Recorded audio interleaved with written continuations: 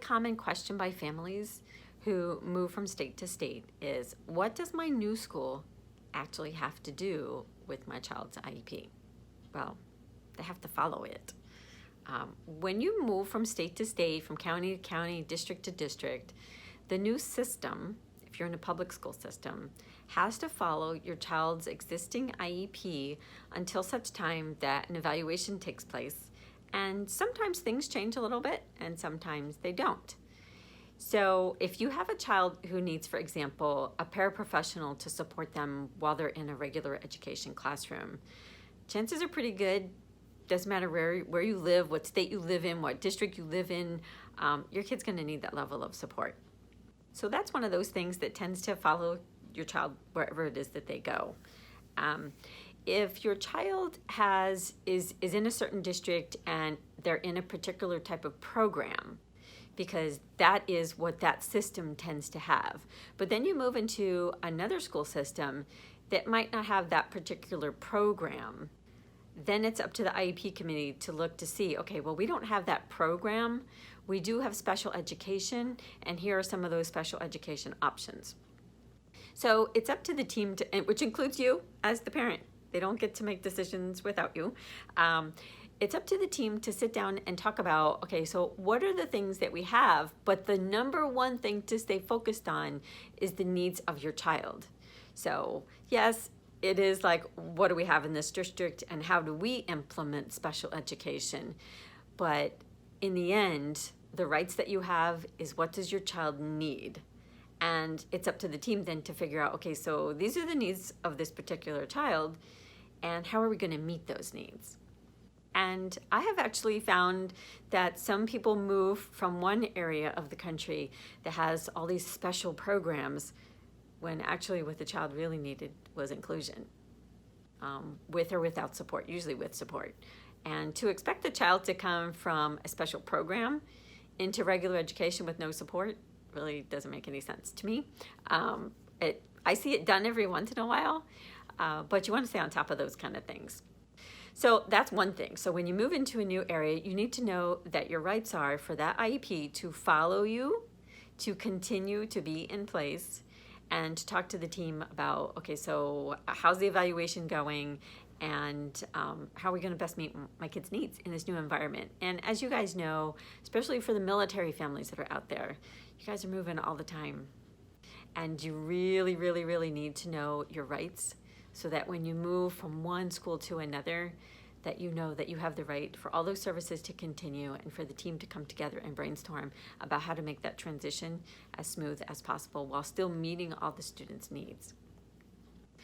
One of the other things that you definitely need to do is when you get into the new state, you need to find out about the Medicaid and the waiver system, if you have a waiver system, and how to get on. Now, some states, like the one I live in, we have a very lengthy wait list for Medicaid waiver supports.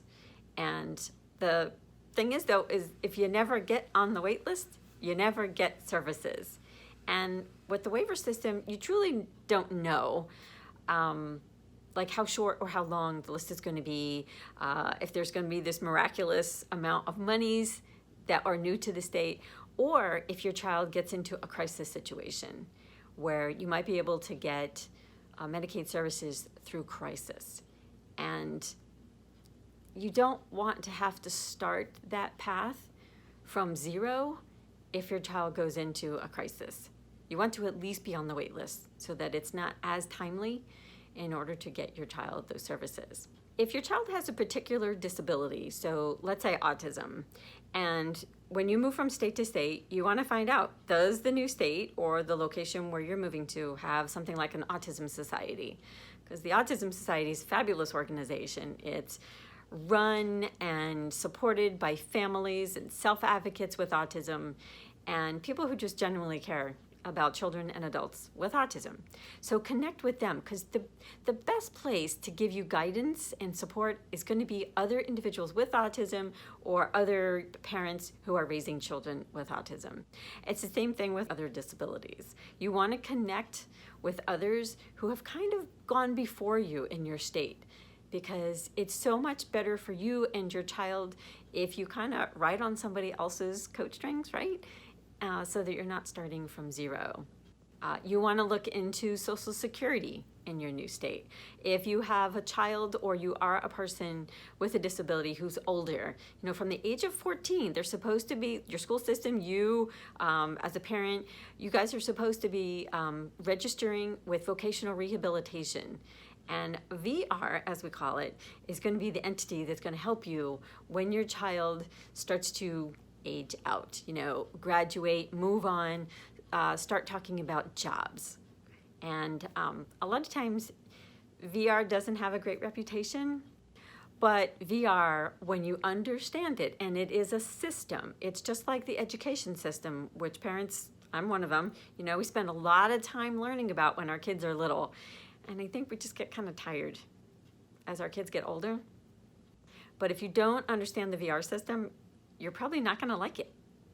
But if you do understand it and you understand what they're funded to do, you're going to love it, because it can give your child or yourself, if you're a self-advocate, tons of support. It can help you get ready for employment. It can provide the dollars necessary for the training that you need in order to gain gainful employment, job coaching, you name it. I mean, it's really fabulous, but you have to understand that system. And if you think you're just going to glide through the VR system after all that advocacy you did in school and then not have to do it with VR, you're probably not going to be happy, because it doesn't work that way. You have to understand the system. You have to understand the Medicaid waiver system. You have to understand the healthcare system. And you have to understand housing and transportation. There's a lot. I know there's a lot that we, as humans have to know about. And it's really important when you're a parent of a child with a disability, because you don't want to wait for the moment when you need it and know nothing about it.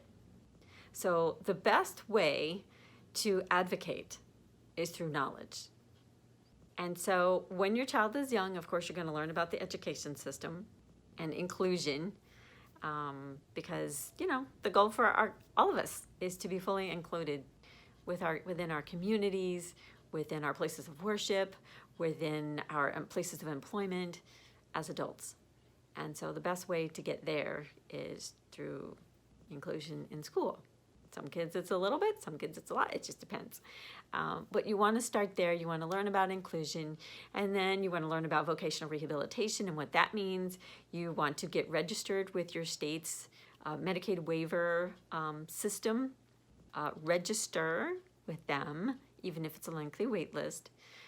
Find out about parent groups, those grassroots, in your state, and connect with them and the agencies in your state that may offer extra support.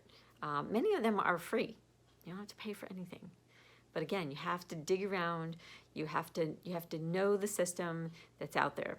But let's jump back to the schools. So just know that if you're changing from state to state, city to city, county to county, district to district, municipality to municipality, know that the IEP has to be implemented when you come in as it is written. There's no grace period given. They have to implement the IEP, but then the team needs to get together, sometimes pretty quickly and sometimes not. So, because sometimes you get there and it's working. But if it's not, you want to meet faster. You don't want to wait. So meet faster, talk about an evaluation, talk about what the new system has that your child can benefit from, and how this new team is going to meet your child's needs. Okay? Good luck. I know that moving is really super scary, and I just want you to know that you do have rights, and the support systems are out there, but sometimes you have to just dig around a little bit. Okay? Good luck.